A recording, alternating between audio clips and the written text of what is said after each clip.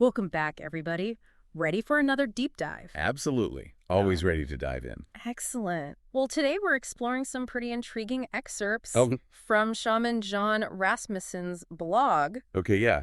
I've heard some interesting things about his work. Yeah, he's got some unique perspectives, that's for sure. Definitely. So get ready because we're about to unpack his view on evolution. Interesting.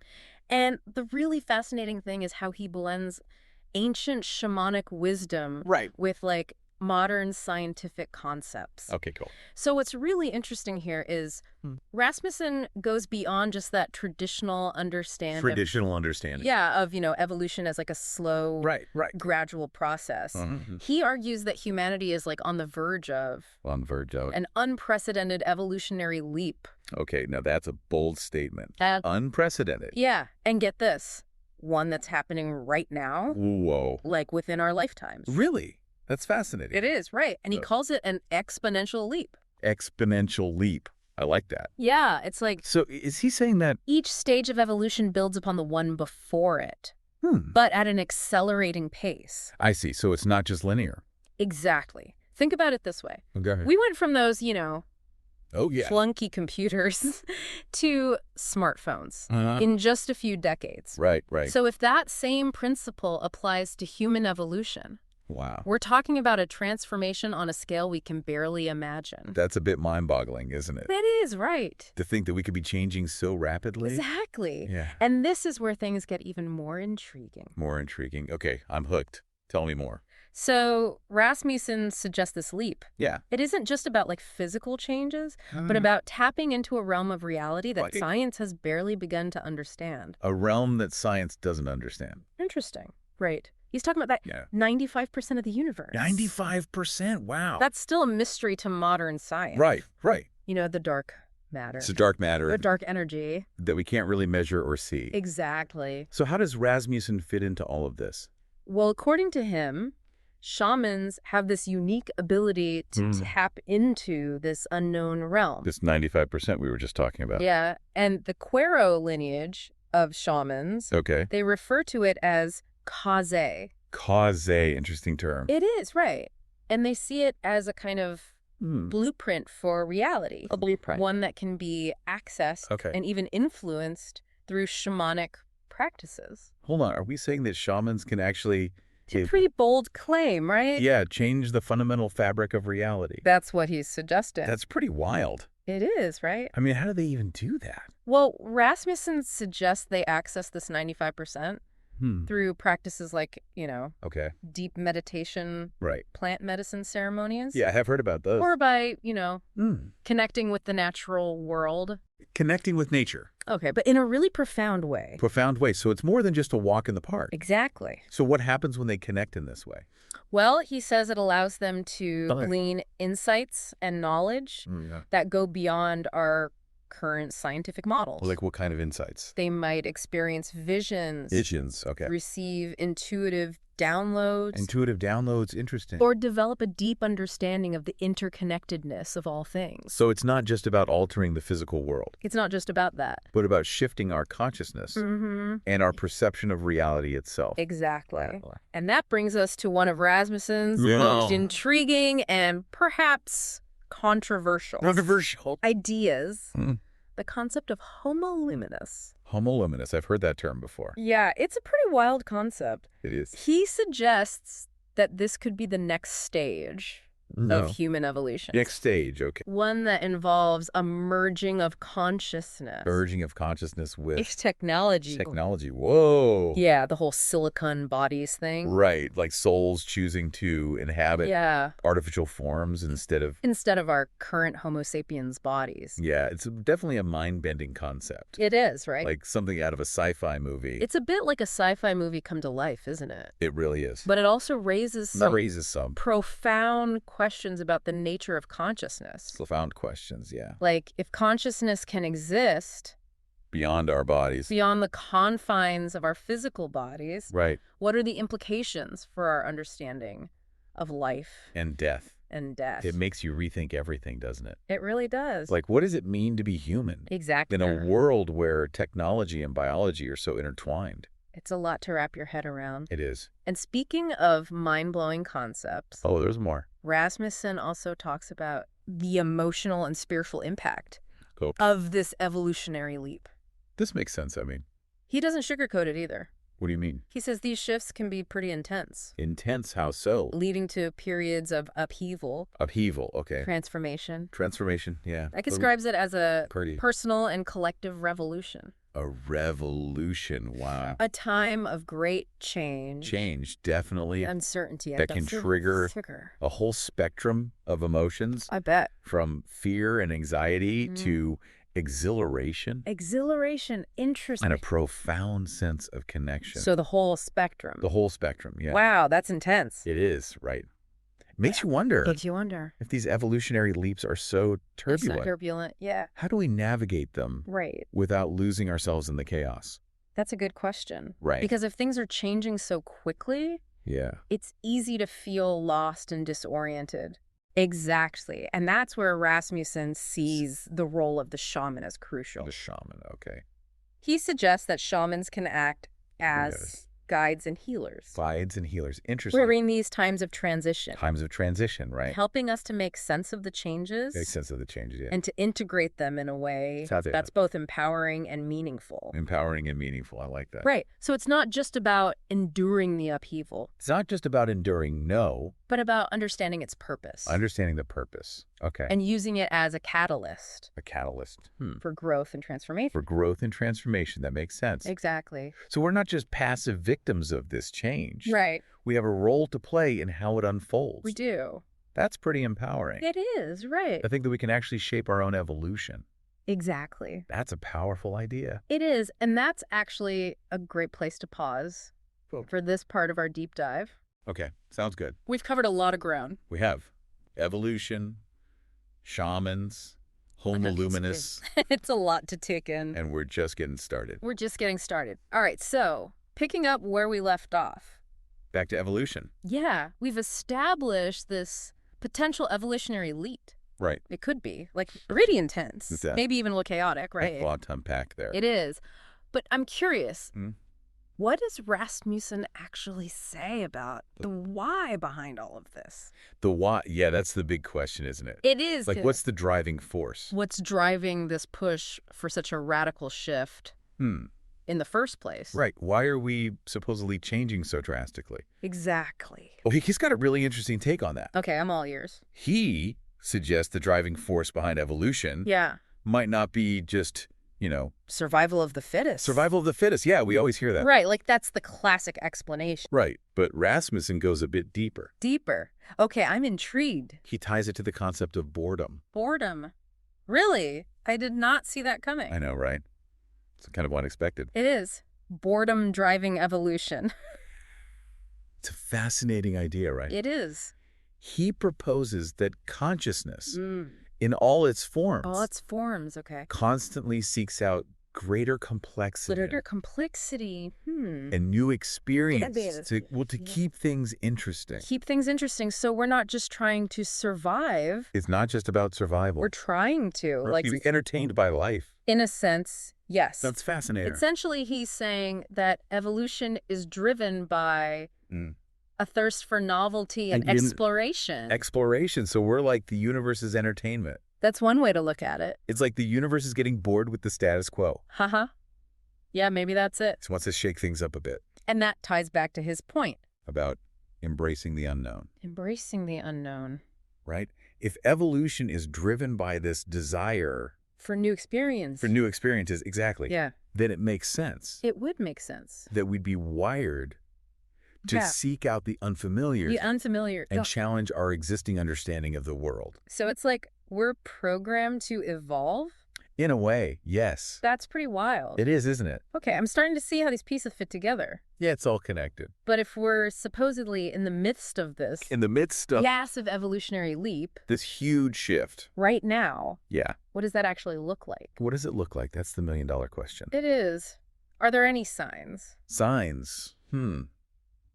That's a good question. Like, can we point to anything specific? Well, Rasmussen believes there are signs. He does. He talks about a growing sense that the old ways of doing things... The old ways.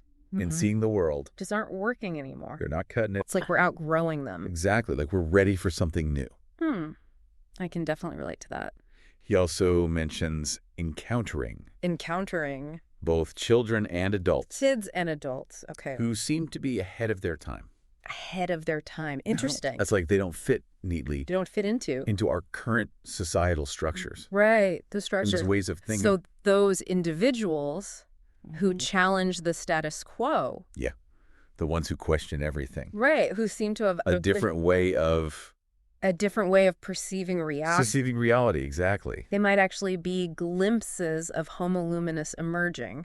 It's a possibility, isn't it? It is a possibility. It makes you wonder if we should be paying more attention to these individuals who don't quite fit in. Right. Because they might actually be the pioneers. The pioneers. Of this new way of being. Like they're showing us the way forward. Exactly. It's a pretty radical shift in perspective. It is, right. From seeing those who are different. As outliers. Outliers to recognizing them. Recognizing them as potential pioneers. Pioneers of a new era. Of a new era, yeah. That's a powerful idea. It is, but let's not forget. Forget. Rasmussen acknowledges that. As exciting as this evolutionary leap might be. Yeah, it's definitely exciting. It can also be pretty intense. Intense, yeah. He doesn't shy away from that. He doesn't, right. He describes it as a personal and collective revolution. A revolution? Or upheaval, you could say. Yeah, upheaval. Yeah, that's a good word for it. It suggests that things might get a bit uncomfortable before they get better. Uncomfortable. He definitely doesn't sugarcoat it. No, he doesn't. He mentions this whole spectrum of emotions, right? That can surface. Surface during these times. During these times of upheaval. Upheaval, yeah. Fear, pain, love. Wow. Pleasure. The full range. The full range of human experience. It sounds like we're in for a wild ride. A wild ride. That's a good way to put it. But remember, he also offers some guidance. On how to navigate these tumultuous times. Tumultuous times. That's a good way to describe it. He emphasizes the importance of. Allowing our minds to blow open, wow. And expand. The unknown, right? And the unknowable. And to surrender, yeah. To the inevitable evolution. Of who we really are. Okay, that's a powerful thought. It is, isn't it? It's like we're being asked to let go. Let go of our old ideas. Our old ways of thinking. And embrace something much bigger. Embrace the unknown. Yeah. It can be scary. But it's also exciting. Exciting, definitely. He also encourages us to reach out to our shamans, okay? Or whatever guides or mentors we have to help us release old baggage that no longer serves us in this new paradigm. Exactly. So it's about recognizing what needs to fall away. So we can step into this new chapter. Of our evolution. It's like we're shedding our old skin. That's a great analogy. And emerging as something new. And that's where the real transformation begins. Right? It's not just about surviving this chain. It's about thriving in the midst of it. Thriving, exactly. That's a really powerful message. It is, isn't it? It's not about passively waiting for evolution to happen to us. To just happen to us, no. It's about actively participating. Yeah. In the process. And consciously co-creating. Okay. A future that's aligned with our highest potential. I love that. It's like we have a choice. We have a choice in how this all unfolds. We do. That's a very empowering thought. It is, isn't it? It is, but how do we actually do that? That's the question. Like, how do we actively participate in shaping this evolutionary journey? That's where Rasmussen's concept of the 95% blueprint comes. 95% blueprint, right? He suggests that shamans can help us align this blueprint. Align it with the ideal vision we hold. The ideal vision. For ourselves. And for the world. It's like we're not just observing this leap. We're actively shaping it. With our thoughts. Our intentions. And our actions. So we're not just along for the ride. We're co-creators. Co-creators, yeah. Rasmussen emphasizes that we're not merely witnesses to this transformation. We're active participants. Active participants, exactly. With the power to co-create. Co-create a new reality. A new reality. That's a big responsibility. It is. And that's where shamanic practices can be so valuable. Shaman practices, right? They offer tools and techniques. Tools and techniques. For aligning with this evolving blueprint. So what are some examples of how those practices can help? Well, one example is the use of ceremony and ritual. Ceremony and ritual, okay. To connect with the natural world. Connect with nature, yeah. And tap into the wisdom of the earth. The wisdom of the earth. That makes sense. Many shamanic traditions believe that nature holds a blueprint. A blueprint for balance and harmony. Balance and harmony. That we can learn from. Learn from and align with. Align with, exactly. So by reconnecting with nature. Reconnecting with nature, right. Tap into a source of wisdom. Wisdom and guidance. And guidance that can help us navigate these turbulent times. These turbulent times, yeah, it's like finding our center again. It is. Finding that grounding. Grounding, yeah. Another key aspect of shamanic practice. Is the use of altered states of consciousness. Altered states of consciousness. Access what? The deeper realms of reality. Deeper realms of reality. Interesting. And connect with our own inner wisdom. Our own inner wisdom. So we're not just looking outward. It's about looking inward as well. Tapping into that inner knowing. Exactly. So we're talking about practices like meditation. Meditation, yeah. Drumming, chanting. Drumming and chanting, those are classic shamanic practices. Right, or even the use of plant medicines. Plant medicines, yes, those are often used to access those altered states. Altered states of consciousness. Exactly. And in those states... it's believed that we can gain insights. Receive guidance. And even heal? Heal deep-seated wounds. Deep-seated wounds that are holding us back. Holding us back from evolving. Evolving, exactly. Wow, so it sounds like we have a lot more agency in this evolutionary process than we might realize. It's not just happening to us. It's not just happening to us, no. We have a say in how it unfolds. We can actively participate. Participate and co-create. And co-create a future. A future that's aligned with our highest potential. Exactly. I love that. It's a powerful realization. It is. It really is. And it begs the question, what choices are we making? Every day. Each day, yeah. That are either contributing to or hindering this evolutionary process. That's a great question to reflect on. It is, right. It really makes you think about the impact of our choices. The impact of our choices, yeah. Not just on ourselves. But on the world around us. But on the world around us, on the collective. And on the future of our species. The future of our species? Wow. That's a lot to consider. It is. It really puts things into perspective. It does, doesn't it? It does. And I think that's a great place to pause for now. Pause. Okay. And continue our exploration of Rasmussen's ideas. Of Rasmussen's ideas, right? In our next segment. You know, when we first started this whole deep dive into John Rasmussen's ideas, I have to admit, I was... a little skeptical. A little, yeah. I get it. It's not every day we encounter someone who's, talking about merging with technology. Yeah. Like evolving into Homo luminous. Exactly. But somewhere along the way, my skepticism started to shift a little. What changed for you? I think it was the realization that evolution isn't just about physical changes or technological advancements. Deeper than that. It's deeper. It's about consciousness. Consciousness. It's about expanding our awareness. Our awareness of ourselves, of the world, and our capacity to connect with something larger. Something larger than ourselves. Exactly. That's a beautiful way to put it. And I think that's what makes Rasmussen's perspective so compelling. Compelling? How so? He's not just presenting a theory. Right. He's inviting us to participate. Participate in a journey of transformation. A journey. I like that. And he doesn't sugarcoat the challenges. He acknowledges it'll be messy. Messy, unpredictable.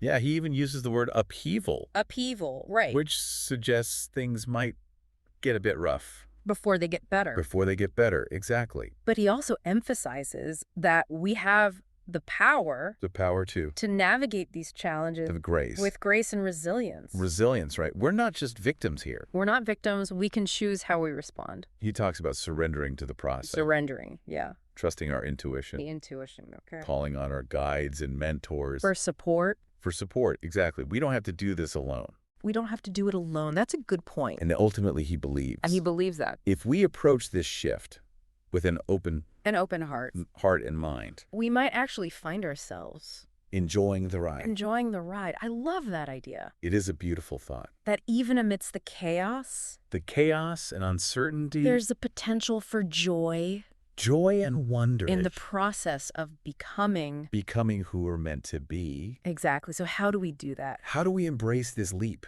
in a way that feels empowering? Empowering and not overwhelming. Right, because it can feel like a lot. It can. But Rasmussen offers some practical advice. Okay, I'm listening. He encourages us to cultivate a sense of curiosity. Curiosity. And wonder. Wonder. About the world around us. About the world, exactly. So it's about approaching this with a sense of... A beginner's mind. A beginner's mind, yeah. Open to new possibilities. Open to the mystery. The mystery of it all. He also suggests paying attention to our... Dreams. And intuitions. Those can be powerful guides. They can, he says. They might hold clues. Clues about our unique path. Our unique path of evolution. So it's about tuning in to that inner wisdom. Exactly. And he also emphasizes connecting with nature. Yeah. Spending time in quiet contemplation. Allowing ourselves to be guided by the wisdom of the earth. The wisdom of the earth. That makes sense. It's like coming home to ourselves. Coming home. Remembering who we truly are. Those are all great practices. They are. But what about those of us who are feeling stuck, resistant to change? Yeah, how do we move through that? Rasmussen acknowledges that resistance is natural. It's a natural part of any transformation. So we shouldn't judge ourselves for feeling it. Exactly. He suggests we approach it with compassion. And curiosity. So instead of fighting it, we can try to understand it. Understand where it's coming from. And often by simply acknowledging it. Okay. We create space for it to soften. To soften and maybe even dissolve. It's like we're befriending our resistance. Befriending it. That's an interesting way to look at it. Instead of seeing it as the enemy. It's like we're becoming more conscious. More conscious of our inner landscape. Our thoughts, our feelings, our belief, and making choices that are aligned with our highest good. Our highest good. That's what it's all about, right? Yeah, that's a lifelong journey. A lifelong journey. It's not a destination. Not a destination, no. It's about embracing the process. The process of growth and evolution. Then recognizing that we're all in this together. That's a good reminder. We're all part of this. Grand experiment of consciousness. Unfolding in ways we can't even imagine. Exactly. And who knows what the future holds? Who knows, but it's exciting to think about. It is. It's a time of great potential. Great potential and great change. And we get to be a part of it. We do, and that's a pretty incredible thought. It is. And if you're feeling called to explore these ideas further, definitely check out Shaman John Rasmussen's work. His work, right. He offers a wealth of resources. And insights. That can help us on this journey. This journey of evolution. And as always, we invite you to share your thoughts and experiences. In the comments. We love hearing from you. We do. It's always inspiring to hear how these ideas resonate. Absolutely. Thank you for joining us on this deep dive. It's been a pleasure exploring these ideas with you. It has. Until next time. Keep exploring, keep evolving. And keep shining your light.